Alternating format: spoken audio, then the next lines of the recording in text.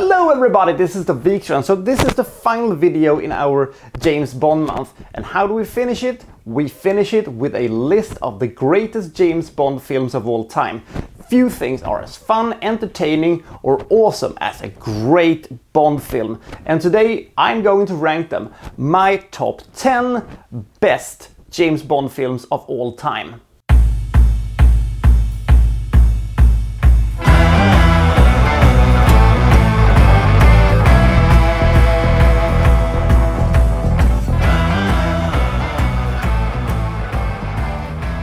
The rules, well, they're exactly the same as the worst James Bond film, just in reverse. Number 10. Live and Let Die. Roger Moore was an actually good replacement for Sean Connery, and I love Live and Let Die. It is a great flirt with soul cinema. It has a compelling villain and it has a fun little, simple story about, just Bond fighting somebody who, is dealing drugs, and we're having a great soundtrack and we're having a fantastic bunch of boat chases and bus chases and, the voodoo stuff and the fighting on the train and the, running over the crocodiles and stuff like that. There is a lot of fun to be had with Live and Let Die. And also, J.W. Pepper shows up. Awesome! This is a pretty laid back and pretty cool James Bond film. If you've never seen it, it is great entertainment, unapologetically fun. The only thing that keeping it a little bit lower on this list is probably that it doesn't have a spectacular, epic finish to itself, but what you gonna do? Number 9. Skyfall. This is the best Daniel Craig James Bond film, no ifs, buts or coconuts. It could have been even higher on the list, but it is hamstrung by the fact that James Bond is trying to, mount a comeback in his third movie. That is something that you say for a fifth James Bond film with Daniel Craig perhaps, but not the third one. The thing is that despite, James Bond is trying to get back into the game and, trying to get back into shape and, not suck anymore, is really not what I want to see in a Bond film, but holy moly does this movie look big, epic and amazing. Everything looks so big. Every action sequence looks enormous. Every cityscape looks incredible. Fantastic action sequences. We have a fantastic villain in the shape of Silva, played by Javier Bardem. Granted that some of his ideas for, how to, conduct his villain business is a little bit contrived, a little bit, well, he must have thought of this and this for everything to work, but hey ho, what you gonna do? The side plot of Skyfall, in which Mallory, played by Ralph Fiennes, is trying to, force M out of MI6, is something that kind of benefits this movie, but I could also have done without it. It felt a little bit like they needed this to pad the runtime after the incredibly short and not very good Quantum of Solace. This is a dark, brooding but very entertaining James Bond film, even though some people have made fun of that this movie kind of ends with, Home Alone in the James Bond style. I still say it's one of my favorite endings to a James Bond film. It is compelling, it's different, it's spectacular and it looks fantastic. And the fight with Ola Rapace in Shanghai, it's my jam. Number 8. Octopussy. This just might be the most underrated James Bond film that has ever been made. Because it comes at the tail end of Roger Moore's run as James Bond, people probably dismiss this one as just being, one of these movies that Roger Moore didn't want to do and he's a bit too old for this movie, blah blah blah. I get it. But the thing is, this movie has everything. Atomic bombs on the loose. It has, the threat of World War III. Extreme Russian lunatics who want to start war. We have the sequences in India. We have the chase through Udaipur. We have, 007 on this, island of women kind of a thing. We have the fun battle with, Khan's palace in which Q arrives in a fucking, hot air balloon. It is a lot of silly nonsense, but it is so much fun. Maud Adams is great, Khan is a great villain, and also this movie has so much joy and playfulness to itself, and every movie that contains, fights and action sequences on and around trains always gets a huge pop from me. Number 7. From Russia with Love. This is Cold War Bond at its best. Bond goes to Istanbul and is playing, hide and seek with the Russians, and are trying to, make this woman defect because she has this, coding machine and stuff like that. At the same time, Spectre is, running their big operation behind the scenes, and we're getting the glimpses of, Blofeld and, and his evil organization. Fantastic sets, great excitement. The entirety of, the ending of this movie where they're just going by trains and trying to escape into Italy is fucking amazing.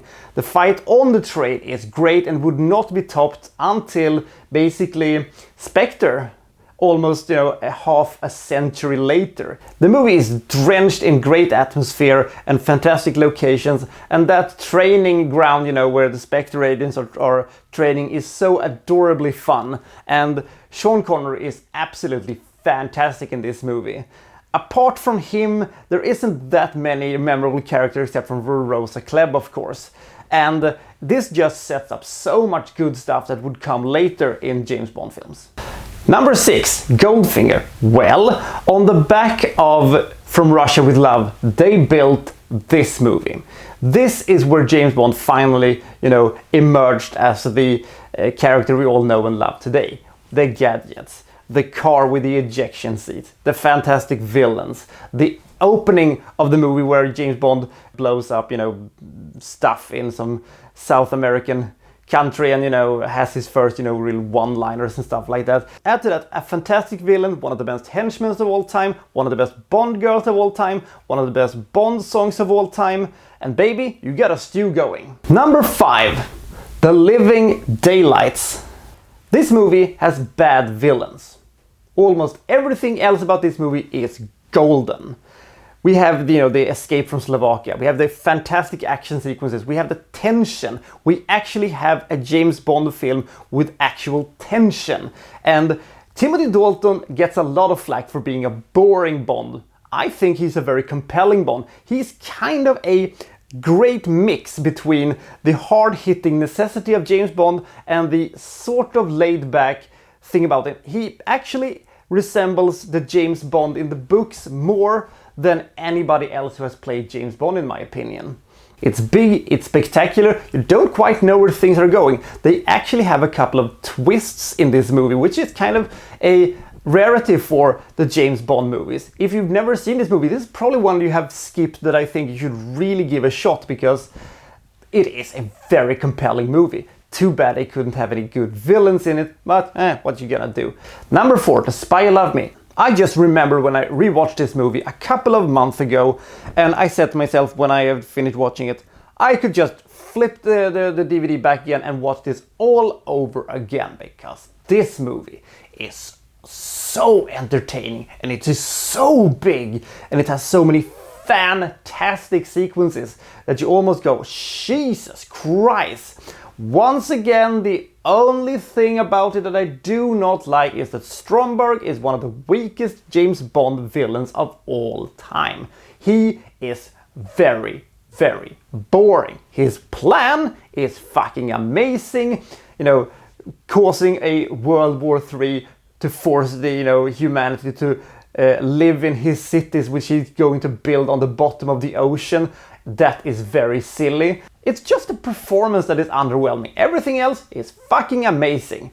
Jaws shows up. That's great. We have a car that turns into a submarine. That is silly and fantastic. We have the sets that are so big and so enormous that you think you can, place entire villages inside of it. The action sequences, they are fun and they are very inventive.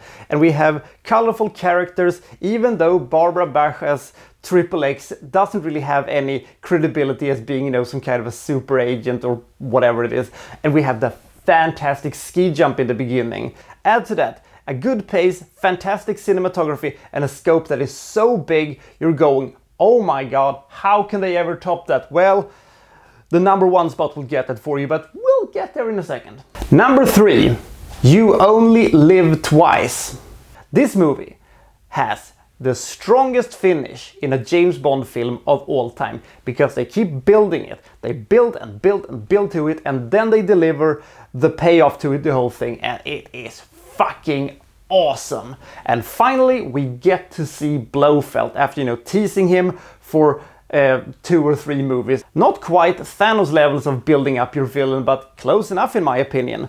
The story for this movie is kind of similar to The Spy Who Loved Me, and it is essentially that we have some kind of a ship that flies around in outer space and basically eats other spaceships, and now United States and Soviet Union is going to go to war together.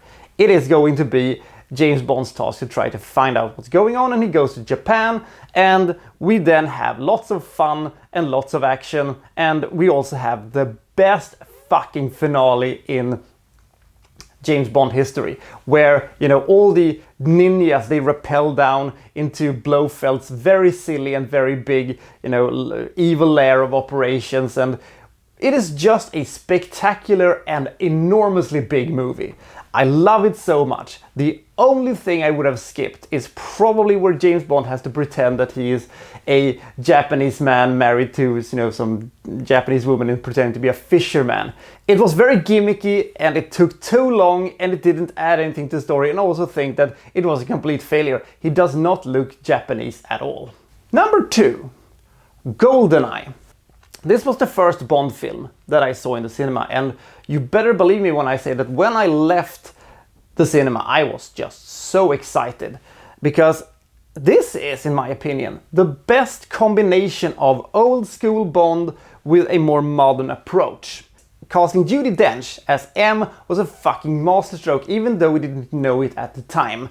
The story about some kind of a satellite that can cause harm and stuff like that isn't the best in Bond history, but it doesn't matter, because Pierce Brosnan is just killing it as James Bond, and he's flanked by a bunch of very colorful characters. Cena on the top is fucking great, and General Orlov, and Sean Bean as one of the best Bond villains of all time.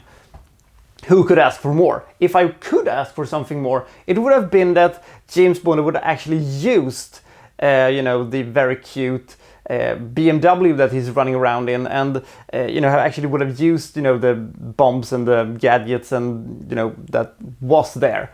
It felt a little bit, well, you just drove around it for a couple of 10-20 seconds, and then we never see the car again, even though it was kind of one of the selling points of this movie. Oh, check out Bond's new ride, isn't this one sweet?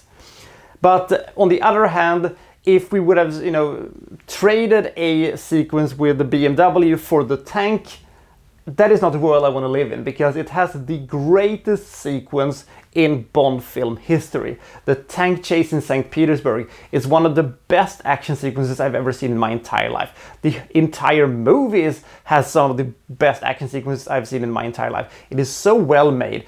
The cinematography is so fantastic.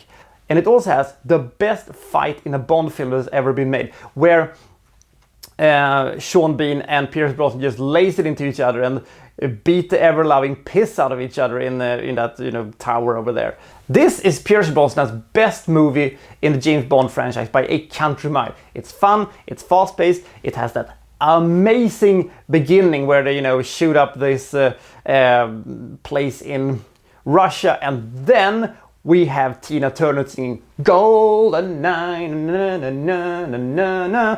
Ooh, goosebumps.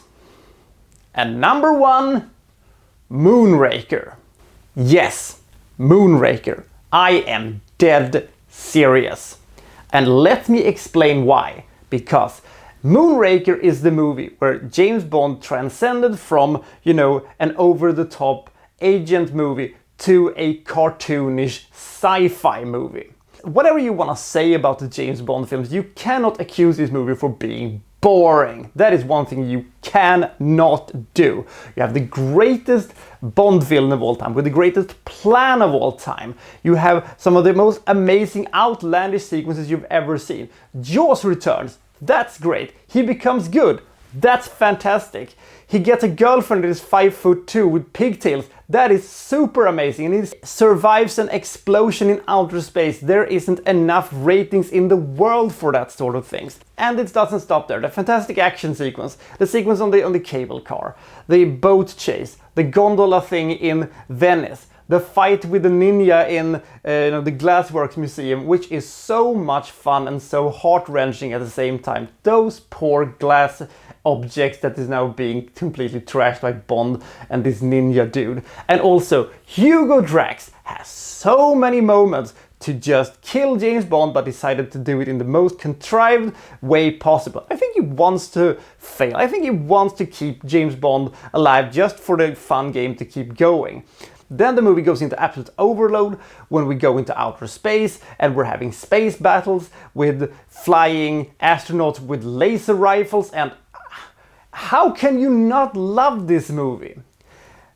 It has one of the worst ratings on IMDb, and I can understand that, because this must be either the worst movie in the Bond franchise or the best movie in the Bond franchise. And when I finished watching this movie, I think to myself, I can watch this movie over and over and over again. It never gets old.